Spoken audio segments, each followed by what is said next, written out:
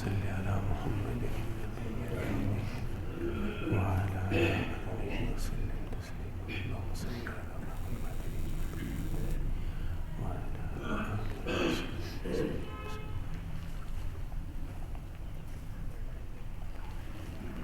Flight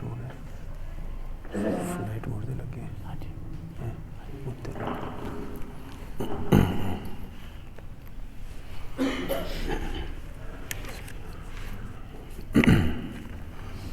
بسم اللہ الرحمن الرحیم ابواب الطہارۃ عن رسول اللہ صلی اللہ علیہ وسلم باب ما جاء لا تقبل صلاة بغیر طہور وبه قال حدثنا قتيبة بن سعيد قال أخبرنا أبو عوانة عن سماك بن حرب قال وحدثنا هناد قال حدثنا وكيع عن إسرائيل عن سماك عن مصعب بن سعد عن ابن عمر رضي الله تعالى عنهما عن النبي صلى الله عليه وسلم قال لا تقبل صلاة بغير طهور ولا صدقة من غلول.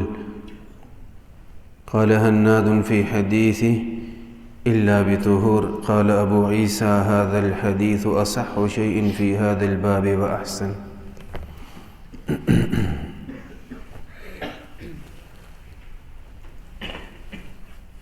جب سے درس حدیث کا آغاز ہوا تو بخاری شریف میں سے احادیث پڑھتے رہے، اگرچہ درمیان میں مختلف کتابوں سے بھی احادیث مبارکہ کا ذکر چلتا رہتا تھا۔ آج لائے ہیں جامع ترمذی شریف۔ یہ حدیث پاک کی 6 اہم ترین کتابوں میں سے ہیں، اور ان کتابوں کو صحیح کے درجے پہ فائز تسلیم کیا گیا ہے۔ اور جامع ترمذی یہ صحاح ستہ میں سے ہے۔ صحاح کا معنی وہ حدیث کی کتابیں جو صحت کے مقام پر فائز ہیں، اور ستہ عربی زبان میں 6 کو کہتے ہیں، یعنی 6 وہ کتابیں جو معتبر ترین ہیں۔ اس کا یہ مطلب نہیں کہ حدیث کی 6 ہی کتابیں معتبر ہیں اور باقی ساری غلط ہیں، یہ بالکل مطلب نہیں ہے۔ مطلب جب کہا جاتا ہے کہ یار اس پوری کلاس میں سے یہ بچہ بہت اچھا ہے، تو یہ مطلب نہیں کہ باقی طالب علم ہی نہیں ہے یا باقی بالکل غلط لوگ ہیں، یہ مطلب نہیں ہوتا۔ اسی طرح حدیث پاک کی بہت ساری کتابیں ہیں اور ان میں بڑے بڑے کمال کی روایات موجود ہیں، لیکن ہمارا فی الحال عنوان جو ہے وہ ہے کہ یہ 6 کتابیں باقی کتابوں میں سے اونچے درجے کی، اعلیٰ درجے کی کتابیں ہیں۔ جامع ترمذی، اس کو ترمذی کہا جا سکتا ہے۔ عام طور پہ بولا جاتا ہے لوگ کہتے ہیں جامعہ ترمذی، غلط ہے، جامعہ بھی نہیں ہے، جامع ترمذی۔ تو یہ جامع ترمذی یہ کتاب لائے ہیں، صحاح ستہ میں سے ایک کتاب ہے۔ اس کتاب کی سب سے پہلے تو زیارت کر لیں۔ ہم نے بہت کچھ دنیا میں دیکھا ہوتا ہے، حدیث پاک کی کتابیں نہیں دیکھی ہوتی، اور یہ کتاب اس وقت جو آپ کے سامنے ہے یہ آدھی کتاب ہے۔ اتنی ہی ایک اور کتاب ہے، دونوں کو ملا کر جامع ترمذی کہا جاتا ہے۔ وہ بخاری شریف کی بھی میں نے زیارت کرانی تھی، لیکن بخاری شریف کے پہلے حصے کے اوپر کور ایسا چڑھا ہوا ہے کہ آپ کو کچھ بھی نظر نہیں آنا، تو چلو اس کی زیارت تو ہو گئی۔ تو خیر کتاب تو وہ بھی آتی رہی نا، آپ نے کتاب کو تو دیکھا ہے۔ ان چیزوں کی زیارت بھی بڑی سعادت ہے۔ امام ترمذی رحمۃ اللہ علیہ سے ذرا سا تعارف۔ امام ترمذی رحمہ اللہ کا نام ہے محمد بن عیسیٰ ابن ثورہ الترمذی۔ محمد بن عیسیٰ، ان کا اپنا نام، جنہوں نے یہ کتاب لکھی ہے جامع ترمذی، ان کا اپنا نام ہے محمد، بس اتنا ہی نام ہے، اور ان کے والد گرامی کا نام ہے عیسیٰ، اور ان کے دادا کا نام ہے ثورہ۔ یہ اس علاقے میں کوئی لفظ تھا، جو بھی تھا، ثورہ ان کا نام تھا، اور یہ رہتے تھے ماوراء النہر کے علاقے میں۔ ماوراء النہر کا علاقہ بولا جاتا ہے، یہ افغانستان اور روس تقریباً جہاں ان کے بارڈر قریب قریب ہوتے ہیں، تو وہاں پہ ایک دریا گزرتا ہے، اس دریا کو کہتے ہیں دریائے آمو، نام ہے جیسے دریائے جہلم، دریائے سندھ ہوتا ہے، ایسے اس کا نام ہے دریائے آمو۔ دریائے آمو کے اس پار جو ریاستیں ہیں ان کو ماوراء النہر کا علاقہ کہا جاتا ہے۔ یہ فارسی علاقے ہیں، یہ تاجکستان، ازبکستان وغیرہ، کرغیزستان اور کافی ایسے بڑی بڑی ریاستیں ہیں، اور تقریباً یہ سارے فارسی علاقے ہیں۔ ان فارسی علاقوں میں ایک علاقہ ہے بخارا، اسی بخارا کے رہنے والے رہائشی پیدائشی تھے امام بخاری رحمۃ اللہ علیہ، اور یہ مکہ یا مدینہ کے رہنے والے بالکل نہیں تھے، اجمی تھے، غیر عربی تھے۔ یہ ہمارے علاقوں سے آگے فارسی علاقے شروع ہوتے ہیں، وہاں کے تھے بخارا کے رہنے والے، اور وہیں پہ اسی ریاست میں ہے ترمذ، ایک شہر ہے ترمذ، پرانا تاریخی شہر بخارا کی طرح، بغداد کی طرح۔ تو یہ اس ترمذ کے رہنے والے تھے، اس لیے ان کو ترمذی کہا جاتا ہے۔ یہ سمرقند، تاشقند وہاں کے علاقے ہیں، تو انہی علاقوں میں یہ حضرات بھی رہا کرتے تھے۔ ایک زمانہ تھا تابعین کے دور، جب آگے دین پھیلا تو اس علاقے سے بڑے بڑے لوگ اٹھے، بڑے بڑے علم والے اٹھے۔ امام اعظم ابو حنیفہ رحمۃ اللہ علیہ فقہ کے 4 امام ہیں، چاروں اماموں میں سب سے بڑا نام امام اعظم ابو حنیفہ رحمہ اللہ کا ہے۔ مدینہ طیبہ مسجد نبوی میں جو پہلا صحن ہے ریاض الجنہ کے بعد، جہاں چھتریاں لگی ہوئی ہیں، حال کے اندر بھی صحن ہے نا وہاں چھوٹے چھوٹے، تو جو پہلا صحن ہے بالکل ریاض الجنہ کے سامنے، تو اس صحن میں اوپر جیسے نام لکھے ہوتے ہیں نا، ایسے ایسے چلتے چلتے اس طرف پیچھے جنوب کی طرف دیکھیں، پہلا نام امام اعظم ابو حنیفہ رحمۃ اللہ علیہ کا، دوسرا امام مالک کا، تیسرا انہوں نے لکھا امام احمد بن حنبل کا، چوتھا امام شافعی کا نام ہے۔ تو چاروں اماموں کے نام مسجد نبوی میں اندر لکھے ہوئے، اور وہاں صحابہ کرام کے نام ہیں، اور چند دیگر عظیم ہستیوں کے، ان ناموں میں ایک نام برکت کے لیے، مسجد نبوی میں برکت کے لیے ایک نام لکھا ہوا ہے، اور وہ نام ہے امام اعظم ابو حنیفہ رحمہ اللہ، النعمان بن ثابت۔ نعمان بن ثابت نام ہے امام ابو حنیفہ رحمۃ اللہ علیہ کا۔ تو ابو حنیفہ تو ان کی کنیت ہے، یہ نام نہیں ہے، نام ہے نعمان، اور ان کے والد کا نام تھا ثابت، تو نعمان بن ثابت۔ حیدرآباد ٹاؤن والوں کو یہ نام یاد رکھنا آسان ہے، کیونکہ اسی نام سے ہمارا ایک مدرسہ ہے گلی نمبر 1 میں، مدرسہ نعمان بن ثابت۔ یہ نعمان بن ثابت امام ابو حنیفہ رحمہ اللہ کے نام پہ رکھا ہوا ہے، تو ان کا نام مسجد نبوی میں لکھا ہوا ہے۔ امام چاروں فقہ کے اماموں میں سب سے بڑی ہستی جو شمار ہوتی ہیں، وہ انہی فارسی ریاستوں کے، فارسی علاقے کے امام اعظم ابو حنیفہ رحمہ اللہ۔ ایک مرتبہ رسول اللہ صلی اللہ علیہ وسلم نے سیدنا سلمان فارسی رضی اللہ تعالیٰ عنہ کے پاس ایک آیت پڑھی، سورۃ الجمعہ میں ہے، وآخرین منہم لما یلحقوا بہم وہو العزیز الحکیم، کہ اللہ فرماتے ہیں کہ ہم نے بڑا فضل فرمایا اور بعد میں کچھ اور لوگ بھی آئیں گے جو ابھی نہیں آئے، بعد میں آئیں گے اور دین کا بڑا کام کریں گے، ان کو ہم بڑا علم عطا کریں گے۔ تو یہ بات فرمائی تو کسی نے پوچھا کہ یہ بعد والے کون ہوں گے؟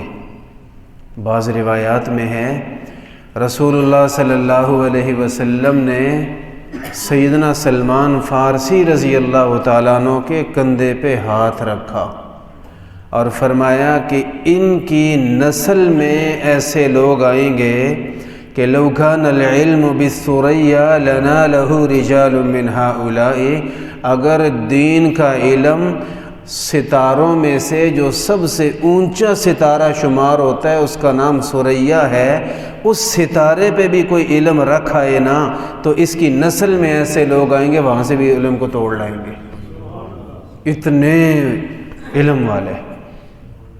تو بعد میں اس حدیث پہ زمانہ گزرنے پہ جب بحث ہوئی کہ ان کے خاندان یا اس فارسیوں میں سے کون آئے تو وہ نام ابو حنیفہ رحمہ اللہ کا ہے۔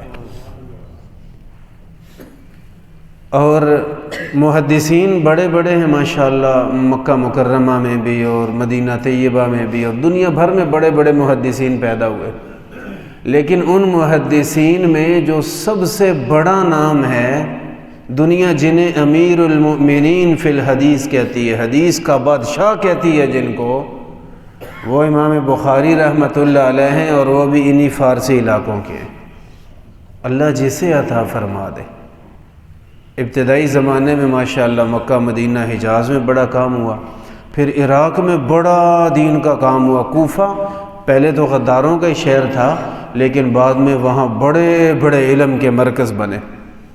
آج کچھ لوگ وہ کوفہ کو گالیاں دیتے ہیں، وہ جی کوفہ کوفہ کوفہ، اب تو کوفہ کی تو ہم سے بات ہی نہ کریں، اور ساتھ بخاری شریف سے بڑا پیار کرتے ہیں، کوفہ کو گالیاں دیتے ہیں کیونکہ وہاں امام ابو حنیفہ رحمۃ اللہ علیہ رہے، اور ان سے ضد کی وجہ سے کوفہ کو برا بھی سمجھتے ہیں، لیکن وہی لوگ بخاری شریف سے بڑے پیار کا دعویٰ کرتے ہیں۔ تو ان کے لیے عرض ہے، امام بخاری رحمہ اللہ نے خود لکھا ہے، امام بخاری رحمہ اللہ نے خود لکھا، اپنے اسفار بیان کیے، میں کہاں کہاں دین کا علم حاصل کرنے کے لیے سفر کرتا رہا، فرمایا لا احصی کم دخلت مکہ و کوفہ، امام بخاری نے فرمایا میں فلاں ملک میں گیا، فلاں ملک میں گیا، اور کچھ ملکوں میں تو بار بار مجھے دین کا علم حاصل کرنے کے لیے جانا پڑا، اور میں گن نہیں سکتا کہ کتنی بار میں مکہ اور کوفہ میں دین کا علم حاصل کرنے گیا۔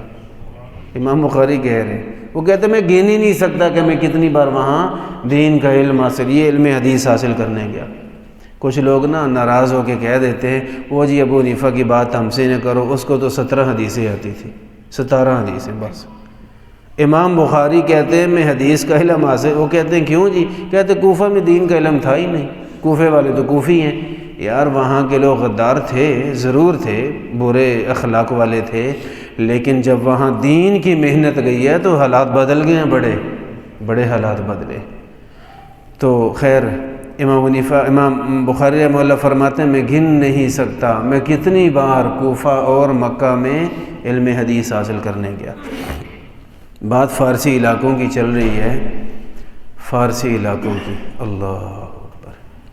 فارسی علاقوں میں ایک قبرستان ہے جہاں پر صرف ان لوگوں، ہزاروں قبریں ہیں، لیکن اس قبرستان میں دفن صرف وہی ہو سکتا ہے جس کا نام صرف محمد ہے، بس وہ اسی نام کے لوگوں کی وہاں قبریں ہیں۔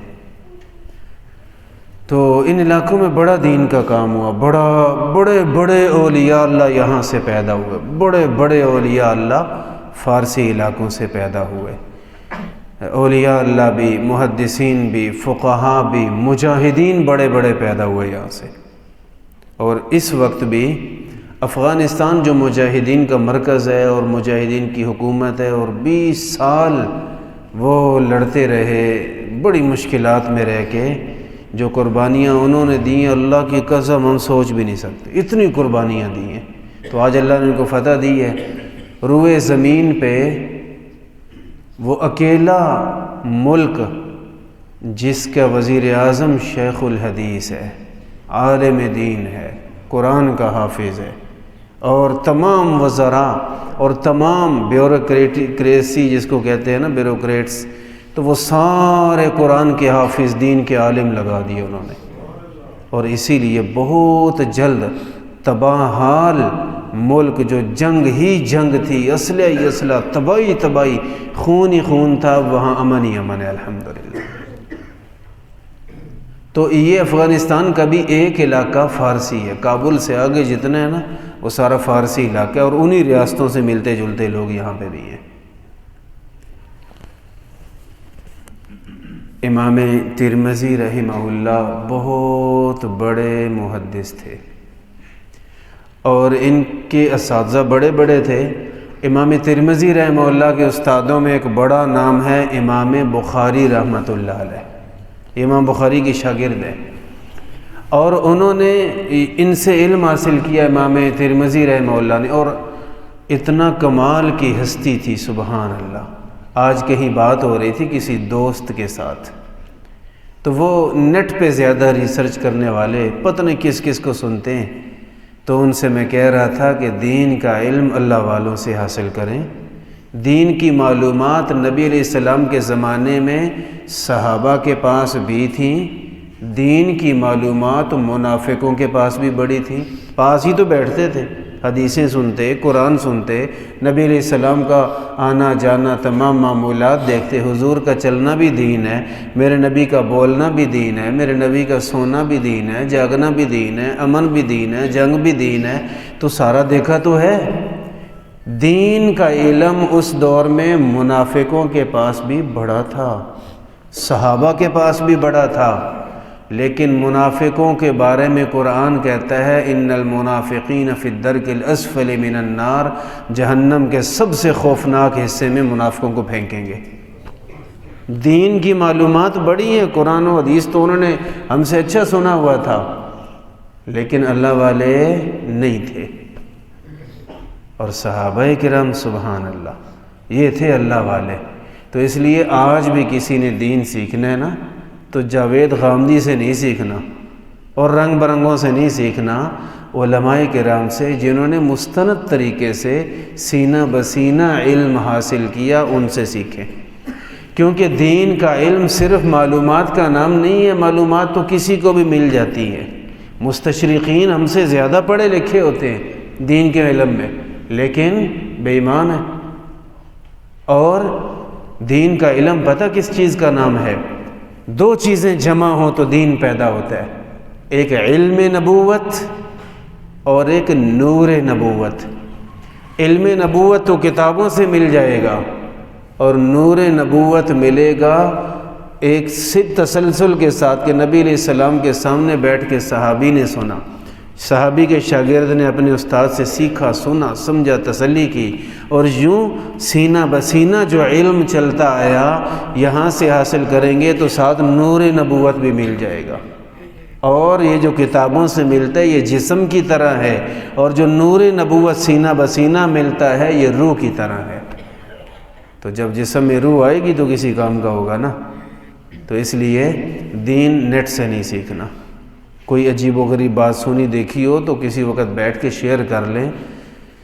آج میں ایک بھائی سے کہہ رہا تھا کہ اللہ کا شکر ادا کرو، کوئی نیکی کام آ گئی اور کوئی آپ کے والدین کی دعائیں کام آ گئیں، ورنہ تو پتہ نہیں آپ ایمان سے فارغ ہو چکے ہوتے۔ وہ جو اپنے سنا رہے تھے، وہ نیٹ سن کے پتہ نہیں کہاں سے کہاں پہنچے ہوئے تھے۔ اللہ تعالیٰ بڑے مہربان ہیں اپنے بندوں پہ، اللہ تعالیٰ فضل فرماتے ہیں اور نور علم کی طرف لاتے ہیں۔ تو نور والا علم لیجئے، بے نور نہیں۔ امام ترمذی رحمہ اللہ کیسے اللہ والے، سبحان اللہ، وہ تو تقویٰ کا بڑا کمال کا زمانہ تھا، عبادتوں کا دور تھا، عبادتوں کا دور تھا۔ آج کل تو 5 وقت کی نماز ہی پہاڑ بنی کھڑی ہے، وہ عبادتوں کا زمانہ تھا۔ تو امام ترمذی رحمہ اللہ اتنے اللہ والے تھے امام بخاری ان کے استاد امیر المومنین فی الحدیث فرماتے ہیں، کہتے ہیں اللہ کی قسم میرے اس شاگرد نے مجھ سے حدیثیں پڑھی ہیں اور میں نے اس سے نور حاصل کیا ہے، اور فرماتے ہیں من تفعت بکا من تفعت بی اکثر من من تفعت بک، فرماتے ہیں بیٹا آپ نے جتنا مجھ سے فائدہ حاصل کیا نا دین کا علم حاصل کرنے میں، آپ کو معلوم نہیں ہے میں نے اس سے زیادہ آپ سے فائدہ حاصل کیا ہے۔ اللہ کبھی ایسے شاگرد بھی عطا فرماتے۔ تو امام ترمذی رحمہ اللہ ان شاگردوں میں سے، انہوں نے یہ کتاب لکھی سیاستہ میں سے جامع ترمذی، اور یہ کتاب لکھ کے ایک مرتبہ وجد میں آ کے فرمانے لگے من کان عنده هذا الكتاب فكأن عنده نبی یتکلم، جس آدمی کے پاس یہ کتاب گھر میں پڑی ہے تو وہ یوں سمجھے کہ نبی اس کے گھر میں ہیں، کیونکہ میں نے کوئی موضوع چھوڑا ہی نہیں، ہر سوال کا جواب میں نے حدیث پاک سے دی ہے، ہر سوال کا جواب حدیث پاک سے، ہر موضوع پہ جو احادیث موجود تھی میں نے ساری جمع کر دی ہے، ساری جمع کر دی۔ نبی کریم صلی اللہ علیہ وسلم کی احادیث مبارکہ کا ایک بہت بڑا ذخیرہ جامع ترمذی کی صورت میں ہے امت کے پاس، تو آج اس کی پہلی جلد میرے پاس ہے جامع ترمذی، اس میں حدیث پاک ہے۔ رسول اللہ صلی اللہ علیہ وسلم سے حضرت عبداللہ ابن عمر رضی اللہ تعالیٰ عنہما روایت فرماتے ہیں۔ عبداللہ ابن عمر رضی اللہ تعالیٰ عنہما فرماتے ہیں کہ رسول اللہ صلی اللہ علیہ وسلم نے ارشاد فرمایا لا تقبل صلاۃ بغیر طہور، پاکی کے بغیر نماز قبول نہیں ہوتی، ولا صدقۃ من غلول، اور حرام مال میں سے صدقہ قبول نہیں ہوتا۔ آج انہی دو باتوں پہ کچھ عرض کرتے ہیں۔ لا تقبل صلاۃ بغیر طہور، پاکی کے بغیر نماز قبول ہی نہیں ہے، پاکی کے بغیر نماز نہیں۔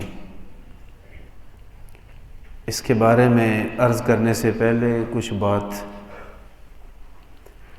دینی محفل میں بیٹھنے کے کچھ آداب ہوتے ہیں، اچھے انداز میں بیٹھنا چاہیے، یہ طریقہ غلط ہے ایسے کر کے بیٹھنا۔ اگر آپ حدیث پاک کے درس میں بیٹھے ہیں نا تو بہت بڑی نعمت اللہ کی مل رہی ہے، اس نعمت کو جتنے ادب سے لیں گے اتنی زیادہ نصیب ہو جائے گی۔ دوسرا یہ ہے کہ جو نوجوان ٹیک لگا کے بیٹھے ہیں وہ ہمیشہ کے لیے ٹیک چھوڑ دیں دینی محفل میں نا، تو دیواروں کا سہارا چھوڑیں، یہ تو بزرگوں کے لیے ہے، دیواریں چھوڑیں، ذرا آگے ہو کے دیواروں سے جدا ہو کے بیٹھیں۔ ہاں اگر کوئی نوجوان بوڑھا ہو چکا ہے تو وہ بے شک لگائے رکھے ٹیک۔ جزاکم اللہ، اللہ خوش رکھے، یہ دینی محفل کے آداب میں۔ تو ہمارا یہ بچہ وہ کندھوں سے پھلانگ کے آتا ہے، بچہ ہے نا کوئی بات نہیں، لیکن بیٹا آنا ہو تو سائیڈ سے وہ گزر کے، لوگوں کے اوپر سے اندر سے نہیں آتے، ٹھیک ہے؟ شاباش۔ نبی کریم صلی اللہ علیہ وسلم نے لوگوں کے کندھوں کے اوپر سے پھلانگ کر آنے سے منع فرمایا ہے۔ تو یہ بڑی بات ہے کہ ماشاءاللہ بچے یہاں بیٹھتے ہیں، اللہ کا دین سیکھ رہے ہیں، بڑے پیارے اچھے بچے ہیں۔ میں بڑوں کے لیے یہ عرض کر رہا ہوں، اور میں نے ابھی تک کسی بڑے کو دیکھا نہیں یہ غلطی کرتے ہوئے، بتا اس لیے رہوں کہ یہ غلطی ہو بھی نہ۔ آپ علیہ الصلوۃ والسلام نے فرمایا کہ مثال کے طور پہ جب جمعے کا بیان ہو رہا ہے، مجمع لگا ہوا ہے جمعے کا، تو آپ علیہ الصلوۃ والسلام نے فرمایا من تخطى رقاب الناس یوم الجمعہ فقد اتخذ جسرا الی جہنم، جو لوگوں کی کندھوں اور گردنوں کے اوپر سے پھلانگ کے اس کو ادھر دھکا دے، او بھائی سائڈ پہ ہو، چل مجھے آگے جانے دے، یوں کرتا کرتا آ رہا ہے۔ آپ علیہ الصلوۃ والسلام نے ارشاد فرمایا کہ وہ آدمی جہنم میں جانے کا راستہ بنا رہا ہے، یہ کام جہنم میں لے جائے گا، حالانکہ آ تو دینی محفل میں رہا ہے، لیکن یہ رستہ جہنم جاتا ہے۔ کیوں بھلا؟ اتنے دیکھنے میں اتنی بڑی بات نہیں ہے، لیکن بھئی دینی محفلوں کے آداب بڑے ہوتے ہیں، اور جتنے آداب کے ساتھ بیٹھیں گے سیکھیں گے اتنا زیادہ اللہ کی رحمتیں حاصل کریں گے انشاءاللہ۔ رسول اللہ صلی اللہ علیہ وسلم نے ارشاد فرمایا، آپ ارشاد فرمایا کہ پاکی کے بغیر نماز قبول ہی نہیں ہے۔ پاکی کسے کہتے ہیں؟ وضو اور غسل اور کپڑوں کی پاکی اور جگہ کی پاکیزگی۔ کپڑے پاک ہوں، جگہ پاک ہو، اور وضو یا غسل جس کی حاجت ہے وہ کیا ہوا ہو، پھر نماز ہو جائے گی، ورنہ نماز قبول ہی نہیں ہے۔ وضو میں ہم کچھ غلطیاں کرتے ہیں، وضو کر کے سردی لگوا کے اپنے آپ کو، لیکن وضو ہوتا ہی نہیں، پھر نماز پڑھنے آتے ہیں، ٹائم بھی دیتے ہیں، سب کے ساتھ ہم رکوع سجدے میں شامل بھی ہوتے ہیں، اور خالی ہاتھ وہی بے نماز اور مجرم بن کے جا رہے ہوتے ہیں۔ ایک مرتبہ رسول اللہ صلی اللہ علیہ وسلم نے فرمایا، جامع ترمذی میں بھی حدیث ہے، بخاری شریف میں بھی کئی جگہ ہے۔ صحابہ فرماتے ہیں کہ ہم ایک جہادی سفر سے واپس آ رہے تھے، تو ہم نے عصر کی نماز پڑھنی تھی، نماز کافی لیٹ ہو گئی تھی، پانی مل نہیں رہا تھا کہ وضو کریں، ایک جگہ جلدی سے پہنچے، پانی مل گیا، تو چونکہ ٹائم تھوڑا تھا، لوگ زیادہ تھے، پورا قافلہ تھا، ہم لوگوں نے جلدی جلدی وضو کیا، اور اس میں کئیوں کے وضو میں کوتاہی رہ گئی۔ وہ کیا کوتاہی؟ آپ علیہ السلام نے کئیوں کو دیکھا کہ اس نے وضو کر لیا ہے اور پاؤں کی ایڑی خشک رہ گئی۔ بات صرف پاؤں کی ایڑی کی نہیں، وضو میں 4 چیزیں ایسی ہیں جن میں ذرا سی کمی رہ جائے آپ کا وضو ہے ہی نہیں، کیا ہی نہیں آپ نے۔ جب وضو نہیں تو یہ حدیث پاک ہے کہ نماز بھی نہیں۔ 4 چیزوں میں سے ایک چیز ہے چہرہ دھونا۔ چہرے کی حد کون سی ہے دھونے کے لیے؟ جہاں سے بال اگنا عام طور پہ شروع ہوتے ہیں، عام طور پہ کہہ رہا ہوں، اگر کسی کے بال جھڑ کے یہاں سے شروع ہو رہے ہیں تو اس کی بات نہیں ہو رہی، روٹین وائز جہاں سے شروع ہوتے ہیں، کئیوں کے بال یہاں تک آئے ہوتے ہیں، ان کی بھی بات نہیں ہو رہی۔ جہاں سے عام طور پہ بال اگنا شروع ہوتے ہیں، یہاں سے لے کے ٹھوڑی کے نیچے تک، ٹھوڑی کے نیچے تک، اور ایک کان سے لے کے دوسرے کان تک، یہ سارا ایریا چہرہ کہلاتا ہے۔ اور اس چہرے کو اس طرح دھونا ضروری ہے کہ ایک بال کے برابر بھی جگہ خشک نہ رہے۔ ہم عام طور پہ یوں پانی لیتے ہیں ایسے، تو یہ آپ دیکھ رہے ہیں کہ اوپر والی جگہ چھوٹ گئی، ایسے کر لیا اور کان کے پاس والی جگہ رہ جاتی ہے، یہ کان کے پاس والی، یا یہاں سے رہ جاتی ہے جگہ، یا ٹھوڑی رہ جاتی ہے، یا ہونٹ کے نیچے والی جگہ رہ جاتی ہے، تو بہرحال اس طریقے سے چہرہ دھویا جائے 3 مرتبہ کہ ہر جگہ پہنچ کے اسپیشل باقاعدہ ایسے ہاتھ کر کے تو دھو لیں، مل لیں، مل کے وضو کرنا، اسی لیے یہ سنت قرار دیا گیا۔ ایک چہرہ ہو گیا، دوسری چیز ہے بازو۔ بازو دھونے میں عام طور پہ غلطی یہ ہوتی ہے کہ ہم نے بازو دھویا، ایسے پانی گرایا، یہاں سے تو پانی گرا اور یہ علاقہ خشک رہا، بس ایسے گرایا، بس ٹھیک ہے ہو گیا، تھوڑا سا مل لیا، تھوڑا سا چھوڑ دیا۔ یہ چھوٹی سی سستی بہت نقصان دہ ہے۔ یہ جگہ عام طور پہ خشک رہ جاتی ہے، یہاں کچھ نہ کچھ تھوڑے سے زیادہ سارے یا پوری ہی جگہ خشک رہ جاتی ہے۔ پھر یہ کوہنی کی جگہ ہے، یہ تو بہت مرتبہ خشک رہ جاتی ہے، تو دھوتے ہوئے یہاں تک، جہاں سے میں نے پکڑا ہوا ہے یہاں تک دھونا چاہیے، اس سے آگے گزر کے ذرا آگے تک دھو لیں تاکہ کوئی کوتاہی نہ رہے۔ اور یہ بھی مل کے ادھر بھی ملیں، ادھر بھی کوہنی پہ بھی ملیں، اور ہر دفعہ پانی گرائیں گے 3 دفعہ، انشاءاللہ بڑی تسلی والا وضو ہوگا۔ خاص طور پہ سردیوں میں بدن پہ خشکی ہوتی ہے، اس کی وجہ سے پانی کا بلبلہ سا بن جاتا ہے، جگہ خشک رہ جاتی ہے، پانی گزر جاتا ہے پھر بھی جگہ خشک رہ جاتی ہے، ملنا چاہیے، ملیں گے تو کوئی مسئلہ نہیں رہے گا انشاءاللہ۔ تیسری چیز ہے سر کا مسح کرنا۔ سر کا مسح کم از کم 25% سر کا مسح کرنا۔ سر سے مراد جس جگہ پہ عام طور پہ بال ہوتے ہیں وہ جگہ مراد ہے۔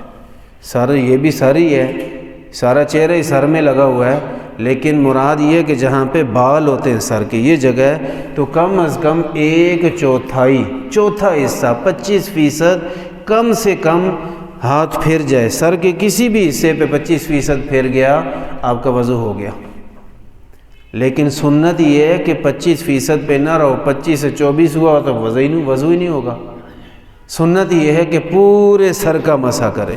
اسی جامع ترمذی میں لکھا ہے رسول اللہ صلی اللہ علیہ وسلم سر کے مسح کے لیے جب پانی لیتے تو ایسے دونوں ہاتھوں کو ایک دفعہ ایسے پیچھے گردن کے آخر تک لے جاتے، پھر ختم نہیں ہوا، وہاں سے واپس ایسے لے آیا کرتے تھے۔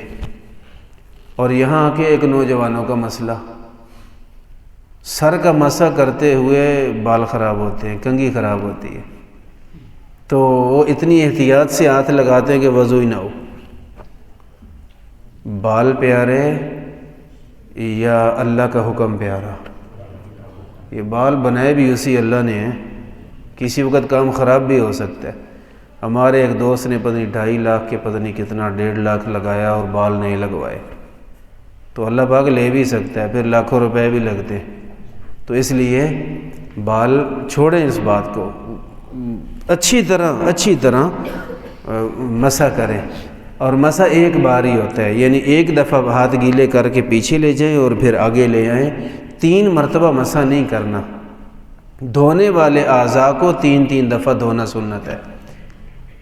اور چوتھی چیز ہے پاؤں دھونے میں فرض کریں یہ پاؤں ہے تو کئی مسئلے، میں کہتا ہوں بہت ساری جگہیں کہ کوئی نہ کوئی رہ ہی جاتی ہے۔ ایک تو یہ کہ پاؤں کے ناخن جو ہیں وہ چھوٹے چھوٹے ہوتے ہیں اور ان میں کبھی پانی نہیں پہنچتا، خصوصاً اس موسم میں وہ بلبلہ سا بن جاتا ہے، وہ پانی نہیں پہنچتا۔ تو اس کا حل کیا ہے کہ پاؤں دھوتے ہوئے ناخنوں پہ مل لیں تو مسئلہ حل ہو جائے گا۔ دوسری بات پاؤں کا تلوا ہے، تلوا اندر جو پاؤں کی تلیاں ہوتی ہیں نا، تو ان کی بناوٹ ایسی ہوتی ہے کہ پورا پاؤں سیدھا تو ہے نہیں، لہٰذا کوئی نہ کوئی جگہ خشک رہ جاتی ہے، تو تلیوں پہ بھی ملیں۔ اور تیسری چیز ایڑی ہے، پاؤں کی ایڑیاں، تو ان کو اچھی طرح مل لیں۔ اور چوتھی چیز ہے ٹخنے، وہ ٹخنے کی بناوٹ ایسی ہے کہ اوپر سے پانی گرائیں تو نیچے والی سائڈ پہ نہیں پہنچتا، تو ہر طرف ہاتھ پہنچا کے مل کے کریں۔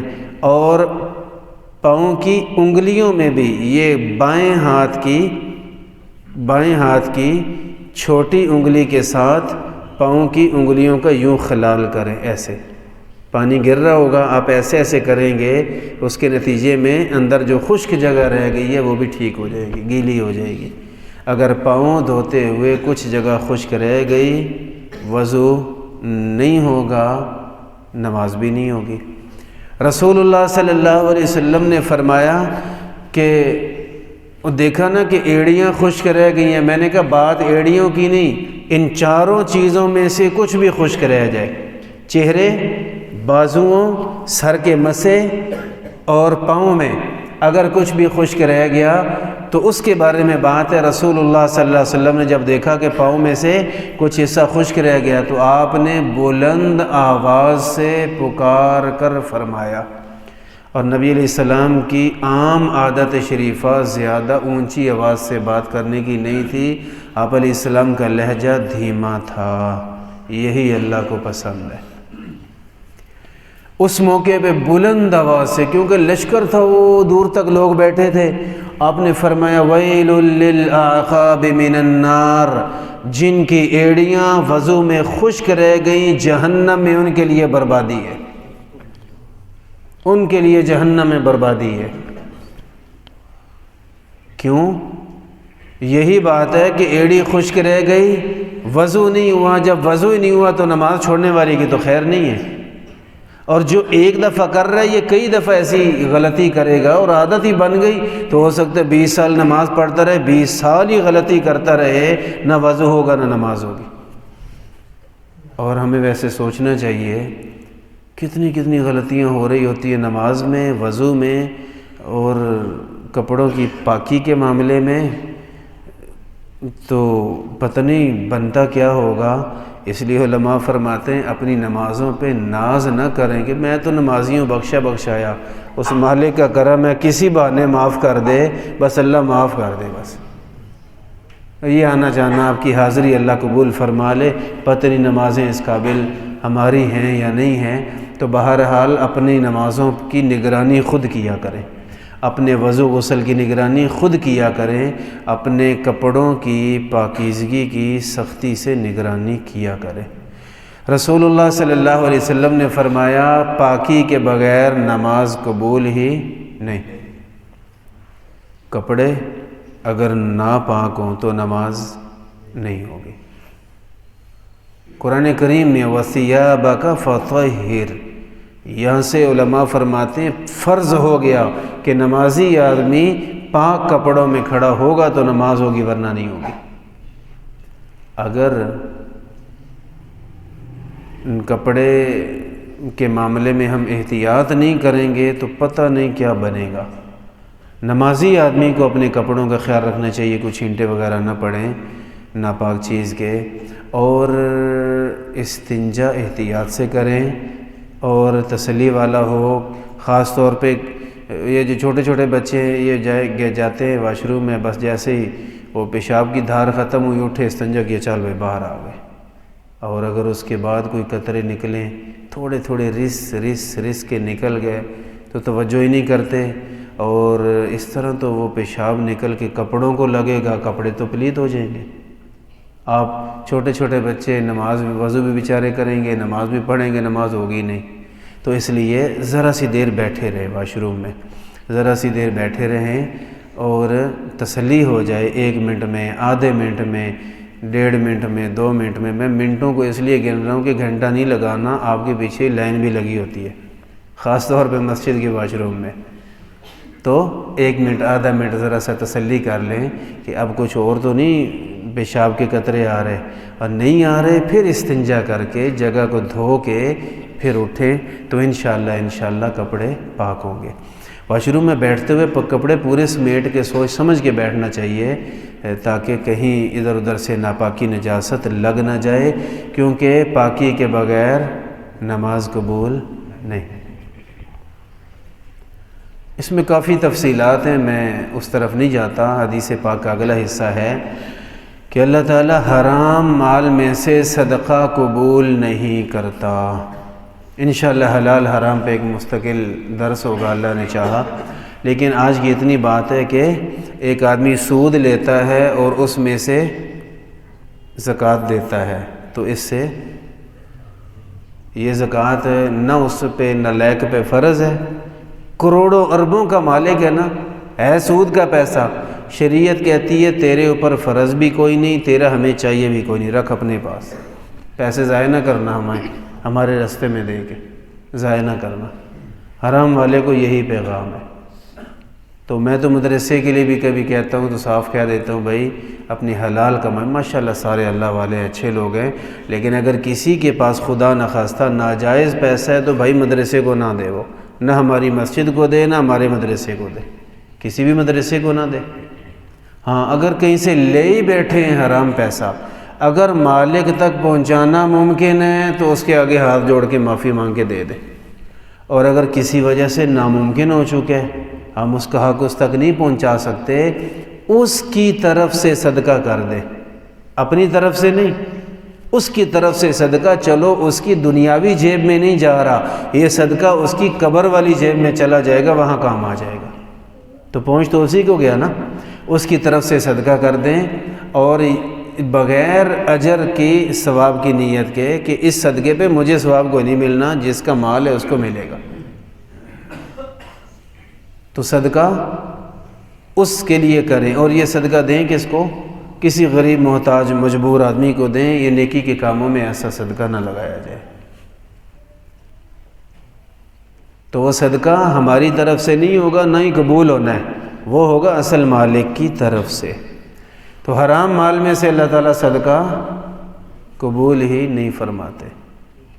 وہ ہمارے شاہین اقبال اثر صاحب ہیں، انشاءاللہ میری کوشش ہے کہ میں ان کو دعوت دوں، کراچی کے ہیں، بہت بہترین آدمی، ولی آدمی، شاعر، بڑے کمال کے شاعر ہیں، بڑے شاعر ہیں۔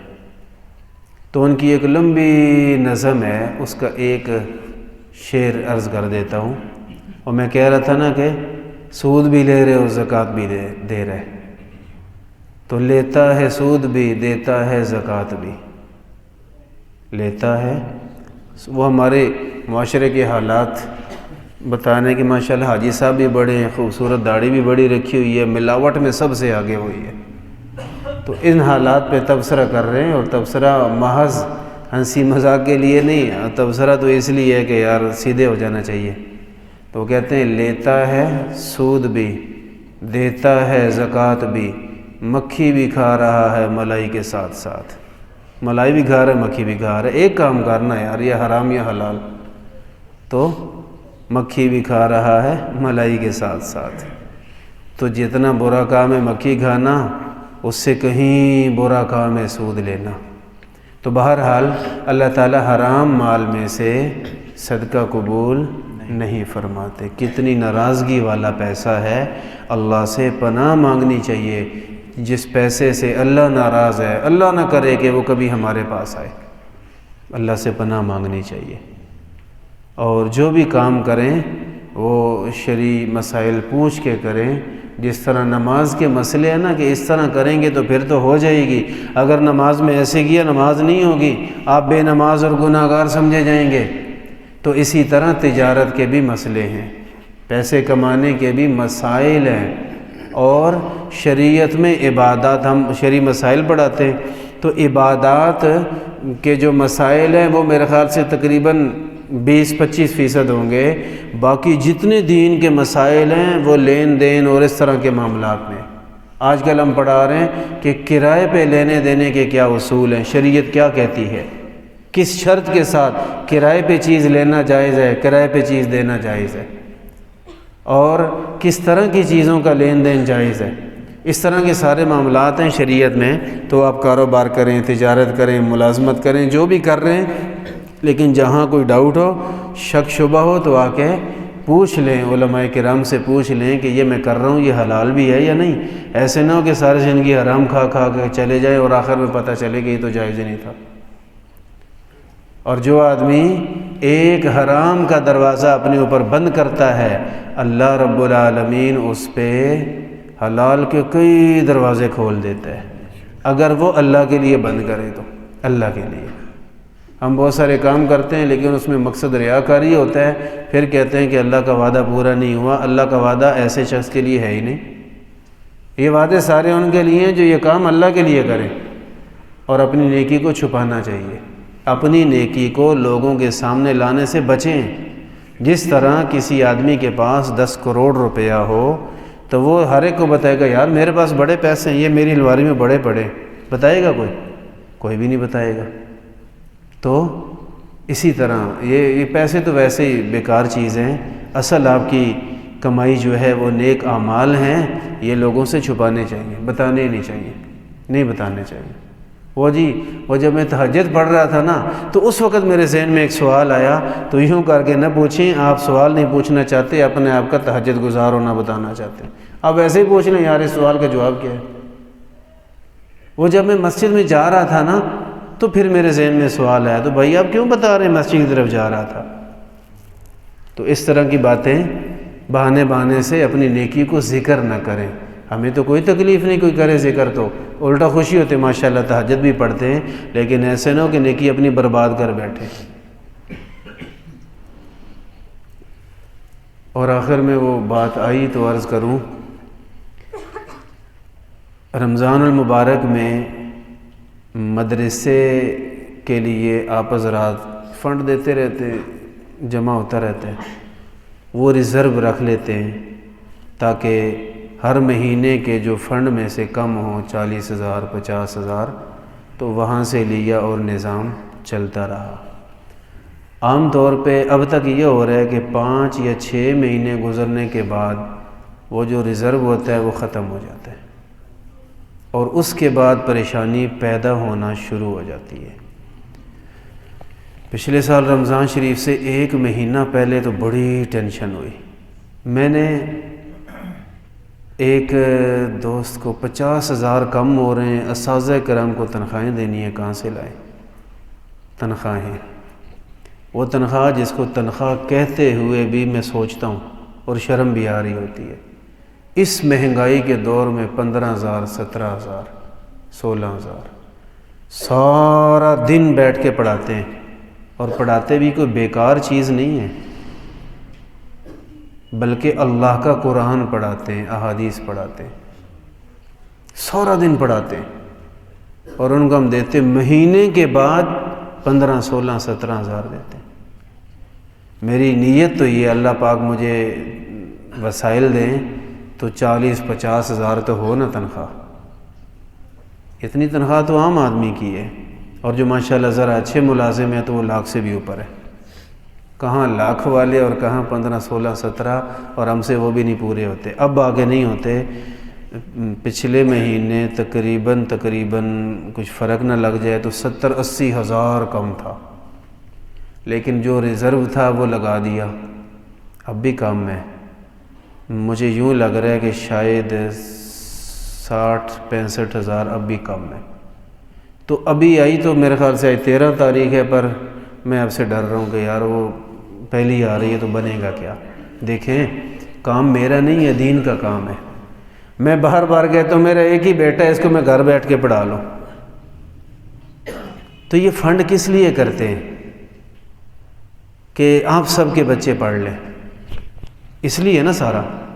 وہ مدرسہ بنایا ہوا ہے، بڑے بڑے نظام ہے، پتہ نہیں کیا کچھ دیکھنا سننا پڑتا ہے، تو اس میں ہونا یہ چاہیے کہ آپ حضرات ایسا بہترین انداز میں تعاون کریں کہ مجھے کہہ دیں کہ آپ بے فکر ہو کے پڑھائیں، پڑھائی کی محنت کریں، اور وسائل ہم پہ چھوڑ دیں، ہم پہ چھوڑ دیں، ایسے ہونا چاہیے۔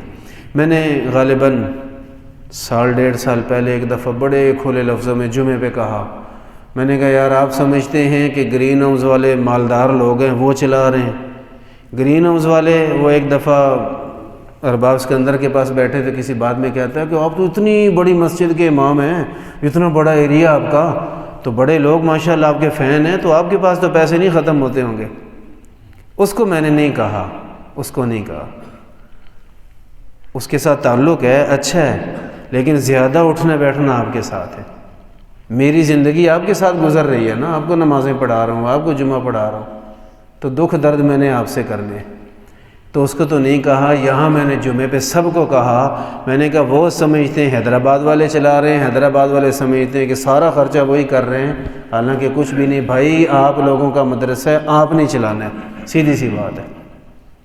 وہاں سے ایک آدمی ہے جو 5,000 ہر مہینے دیتا ہے، اور شاید کوئی اور ایک ہو جو 1,000 دیتا ہے، لیکن ہر مہینے نہیں، وہ کبھی دیتا ہے کبھی نہیں دیتا۔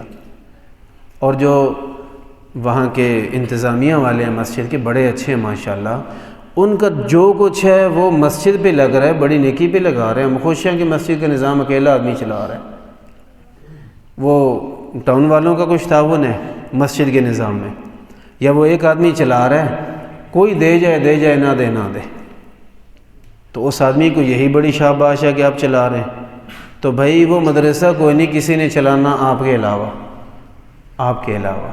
مہنگائی جہاں پہنچ گئی، چھوٹی چھوٹی چیزوں پہ جتنے خرچے ہیں، تو آپ حضرات سے یہ گزارش ہے کہ مدرسے کے ساتھ خصوصی تعاون فرمائیں۔ یہ عامر ہے، اس نے ایک لسٹ بنائی تھی، وہ پتہ نہیں اب اس کے پاس ہے بھی صحیح ہے نہیں۔ وہ اس کی وجہ یہ کہ غالباً دوست سے بار بار ملنا پڑتا ہے 100 روپے کے لیے، اور وہ بھی کبھی ملتا ہے کبھی نہیں۔ آپ حضرات سے گزارش ہے، جو پرانی روٹین ہے، جو کچھ بھی ہے، آپ اسی عامر کے پاس لکھوا دیں اپنا نام کہ میں ہر مہینے اتنا دوں گا۔ یہ مجھے نہیں دینا بھائی، سیدھی سی بات ہے۔ آپ جو فنڈ دیں گے، اگر لاکھ روپے بھی جمع ہو جائے، میں اس میں سے 1000 بھی کھا جاؤں تو چور ہوں چور، آپ کا بھی اللہ کا بھی، تو مجھے تو نہیں دینا۔ یہ کس لیے دینا ہے؟ تاکہ وہ بچے پڑھ جائیں، ان کے جو اساتذہ پڑھا رہے ہیں ان کو سہولت مل جائے۔ اب سردیاں آ رہی ہیں، مجھے یقین ہے میرے مدرسے کا کوئی استاد ہیٹر خرید بھی نہیں سکتا، گھر میں چلا بھی نہیں سکتا، جتنی بجلی مہنگی ہے اور جتنی میں تنخواہ دیتا ہوں۔ مجھے یقین ہے میرے کوئی استاد مدرسے کی دی ہوئی تنخواہ میں سے دیسی گھی 1 کلو بھی نہیں خرید سکتا۔ ہر گھر میں ان چیز دنوں بڑا کچھ ہوتا ہے ماشاءاللہ، اللہ سب کو دے اور زیادہ دے۔ جو میں ان کو تنخواہیں دے رہا ہوں یہ حشر ہے ان کا، پتہ نہیں وہ دودھ بھی لیتے ہوں گے یا نہیں، جتنا دودھ مہنگا ہے۔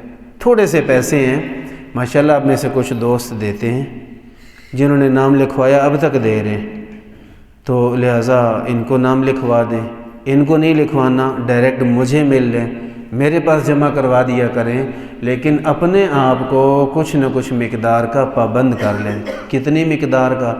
جتنی آپ اللہ کی رضا کے لیے، اللہ کا دین پھیلانے کے لیے اور لوگوں کے بچوں کا بھلا کرنے کے لیے کہ یہ بھی حافظ بن جائے، وہ بھی عالم بن جائے، بعد والی امت کو سکھاتا رہے گا۔ یہ فائدہ کیا ہے یہاں دینے کا؟ سوچیں، آپ نے پیسہ دیا، آپ ایسا ڈال رہے ہیں ہر مہینے، تو آپ کے پیسے، میں مثال دے رہا ہوں، ایک استاد کی تنخواہ بن گئی، 1 مہینے میں ایک استاد کی تنخواہ آپ نے دی، پورا مہینہ انہوں نے بچوں کو کتنی آیتیں پڑھائی ہیں، کتنا قرآن پڑھا گیا پورے مہینے میں، صبح سے لے کے عصر تک لگاتار پڑھائی۔ بچہ کوئی تھوڑا چپ کرتا ہے تو قاری صاحب کہتے ہیں پڑھ کیوں نہیں رہا، شروع کر شاباش۔ تو بچوں کا سبق ہے، مغرب کے بعد بچے گھر بیٹھ کے پڑھتے ہیں کہ صبح استادوں نے سننا ہے، عشاء کے بعد پڑھتے ہیں، صبح اساتذہ کرام نے سننا ہے۔ جتنا قرآن پڑھا جا رہا ہے سب میں آپ کا حصہ، اور میں چیلنج کر کے کہتا ہوں آپ اتنا قرآن نہیں پڑھ سکتے، پڑھ کے دکھائیں۔ کوئی ہے تو بتائے کہ میں اتنا ہی پڑھتا ہوں روزانہ۔ آپ کے مہینے کا پڑھا ہوا بھی 1 دن کے برابر نہیں ہوگا، تو یار آپ اتنی تلاوت میں اپنا حصہ ڈال لیں، اور بات یہاں ختم نہیں ہو جاتی، آگے بھلا کیا ہے؟ یہ بچے حافظ بن گئے، میں کہتا ہوں 30 بچے ایک کلاس میں اگر پڑھ رہے ہیں، 30 میں سے سمجھے 20 بچوں نے بعد میں پڑھ کے بھلا دیا، مثال دے رہا ہوں، اللہ نہ کرے کسی کا بچہ بھولے، 10 بچوں نے یاد رکھ لیا، یہ پوری زندگی یہ 10 بچے قرآن پڑھیں گے نا۔ رمضان میں صبح سحری کے وقت بھی جو حافظوں کا اشر ہوتا ہے ہمیں پتہ ہے، سحری بھی کھا رہے ہیں اور ساتھ ساتھ پھیرا بھی دے رہے ہیں، سحری کر کے چھوٹی راتیں ہیں، اب سارے سو جاتے ہیں، حافظ بیچارے کو نیند نہیں آتی، یار میں نے رات کو سپارہ سنانا ہے۔ وہ بیچارہ گرمی میں پسینے میں بیٹھا ہوتا ہے کسی گھر کی نکر میں، مسجد میں، وہ قرآن پڑھ رہا ہے، رمضان میں 70 گنا زیادہ اجر لے رہا ہے، اور رات کو مصلی پہ کھڑے ہو کے اتنے لوگوں کو قرآن سنا رہا ہے، اس میں بھی آپ کا حصہ ہوگا، پوری زندگی جتنا یہ قرآن پڑھے گا آپ کا حصہ ہوگا۔ لائیں کوئی اور نیکی ہے جس میں اتنا خرچ کرنے سے ملتا ہو۔ پھر ان بچوں نے صرف خود تو نہیں، ان 10 بچوں میں سے آپ لگا لیں کہ 5 بچے آگے قاری بن گئے، پوری زندگی لوگوں کے بچوں کو قرآن پڑھاتے رہیں گے، ان 5 میں سے 5000 حافظ اور نکلیں گے، ان 5000 میں سے ان میں سے بھی کتنے آگے قاری بنیں گے، پوری زندگی پڑھائیں گے، اور کتنے آپ قبر میں جائیں گے، میں دعوے سے کہہ سکتا ہوں زندگی میں آپ نے خود اتنی نیکیاں نہیں کی ہوں گی جتنی پیچھے سے پہنچ جائیں گی۔ اس لیے یہ بہت جگہ خرچ کرنے کی، بہت جگہ ہے، قرآن والوں کو سہولت۔ آج میں ایک مسئلہ پڑھ رہا تھا، فتاوی ہندیہ میں لکھا ہے کہ جو عالم نکاح پڑھائے نا تو 1 دینار اس کو نکاح کی فیس لینی چاہیے، اور 1 دینار کا ایک ہلکا سا اندازہ لگا تو 25,000 روپے بنتے ہیں۔ میں یہ نہیں کہہ رہا نہ میں نے لینی ہے نہ آپ نے دینی ہے، تسلی ہے آپ کو بھی مجھے بھی، لیکن میرے کہنے کا مقصد یہ ہے کہ علماء کو اتنا مضبوط تو ہونا چاہیے نا مالی لحاظ سے۔